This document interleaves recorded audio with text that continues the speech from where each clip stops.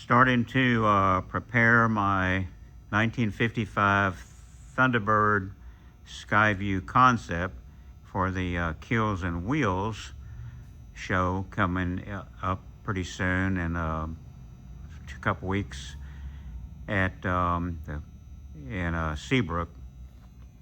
So anyway, so change the to the full wheel covers on it, and change the oil in it, and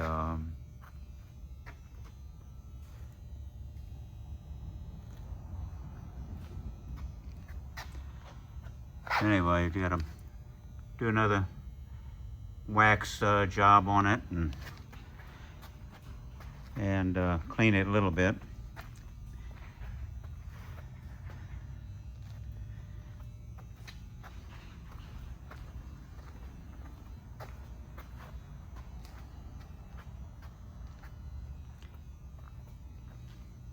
And got it pulled out of its slot.